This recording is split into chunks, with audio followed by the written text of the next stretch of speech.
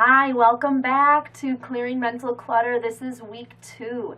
I hope you enjoyed week 1's practice and journaling and affirmations, and I hope that you're feeling inspired and optimistic to continue to move forward because I know I am for you.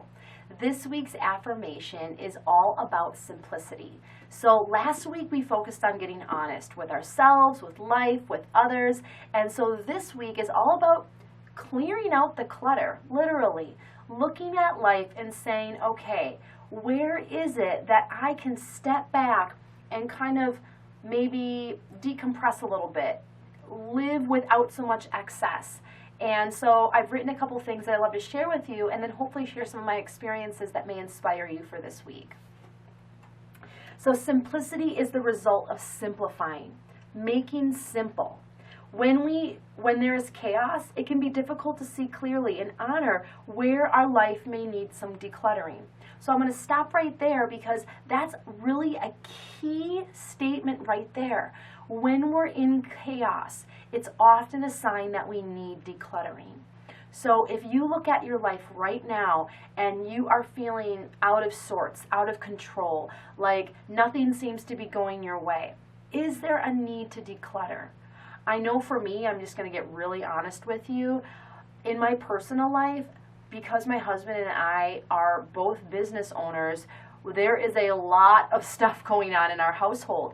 And as a result, a lot of times our house can get messy. And not just like messy, but messy. And this starts to wear on me after a while. And not only me, but I notice it wearing on my husband and on my kids.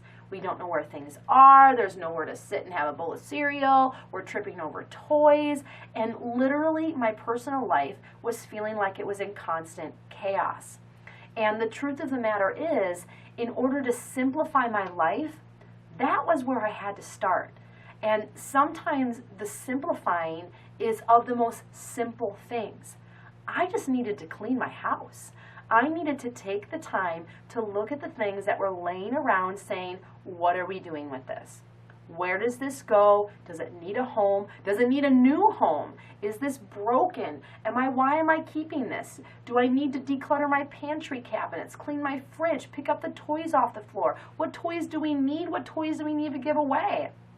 And in doing this, I really felt this personal freedom and just a clarity for me to be able to create and inspire and raise my children in a healthy environment.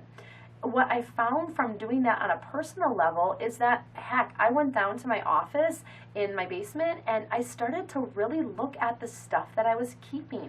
I had taxes out from 2014. Hello, I need to put that stuff away.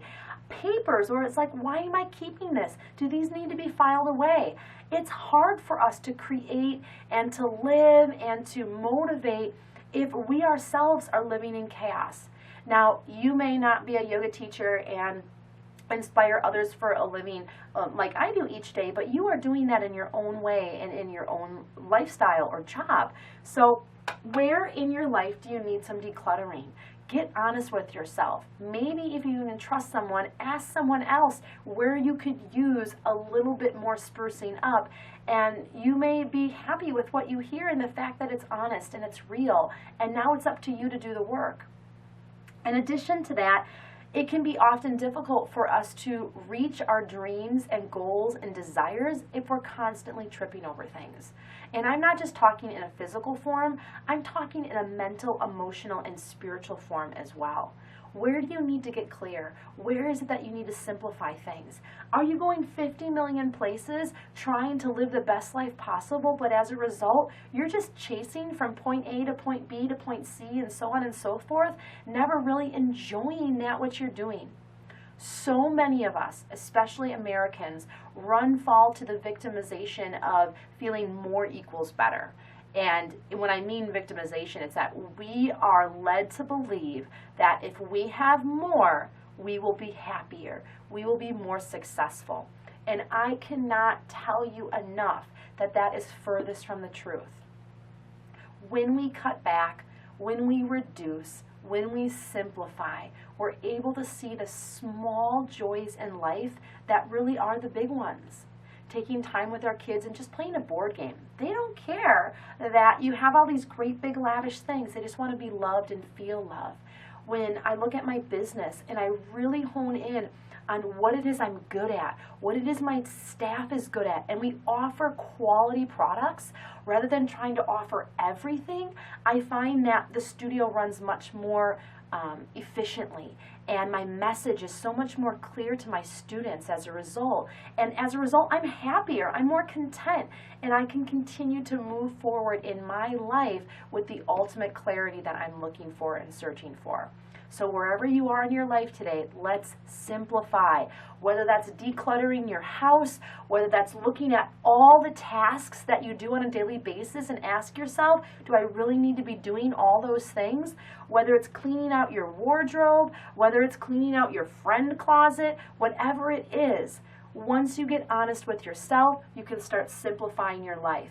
As you start to simplify your life, you can start to feel the freedom that you deserve.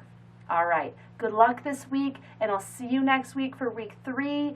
Make sure that you work with my personalized yoga practice for you, and you do the journaling on a daily basis. From my heart to yours, from my soul to yours, we'll see you soon. Namaste.